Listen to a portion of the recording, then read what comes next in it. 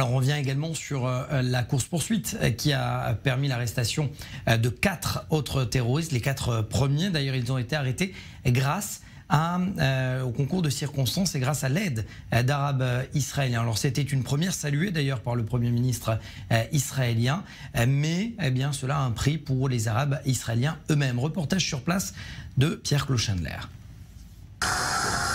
Ça commence comme une série noire. Rechercher des indices pour comprendre ce qui s'est passé ici sur le mont du précipice, d'où, selon l'évangile de Luc, les Nazaréens tentèrent de jeter Jésus. Tu vois cette colonne là-haut? C'est là qu'ils ont été capturés. Je cherche à confirmer si quelqu'un les a dénoncés. C'est quoi cette question? En marge de la plus grande ville arabe d'Israël, cette zone industrielle qui empiète sur un quartier résidentiel aurait pu constituer la cachette idéale pour les 2 fuyards du djihad islamique, si des résidents alarmés n'avaient pas appelé le numéro 100 de la police. J'essaie de percer le mutisme ambiant. Vous ne me tirerez pas les vers du nez, point final. Ils disent qu'ils se sont fait prendre ici à Nazareth pour créer des tensions entre nous et nos frères palestiniens et se venger de ce qui s'est passé en mai sur l'esplanade des mosquées. Mensonge. Personne n'a trahi personne. Ils disent que les bons Arabes ont fait ça. Trahir, c'est être bon? Un Israélien sur 5 est d'origine palestinienne. Ils sont confrontés à un problème identitaire majeur. Leur pays est en guerre avec leur peuple. Mais cette fois, s'ils ne sont pas la 5e colonne des Israéliens, les Arabes de 48 le sont pour les Palestiniens.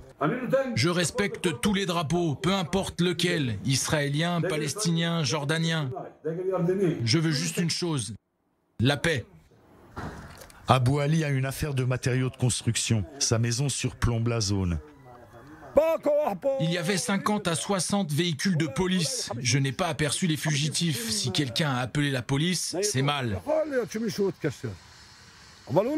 Comprends-moi, pour les autres, ce sont des terroristes. Pour nous, des héros. Abou Ali se sent coincé entre le marteau israélien et l'enclume palestinienne, entre citoyenneté et nationalisme. Nous cherchons un abri des regards dans son bureau. Il se met à table, littéralement. La télé est allumée sur la chaîne pro-Hezbollah El Mayadin. Tu tues un homme, que Dieu nous en préserve. Tu cherches refuge dans une tente. Tu touches le mât. Le propriétaire est obligé de te protéger, quoi qu'il arrive. Je te le dis franchement, si celui qu'on appelle un terroriste vient chez moi, je ne l'expulserai pas. Je ne peux pas. À ce moment-là, je me fiche de ce qui s'est passé. Je n'ai pas le choix, même si je voulais le dénoncer. Pourquoi ? Parce que je deviendrais un traître. On me cracherait dessus. Personne ne demanderait la main de ma fille. La vie de mon fils serait menacée. Alors je me sacrifie. Tiré en prison avec lui, je lui dis. Que puis-je faire? Il est plus facile d'être traité de traître que d'être maudit.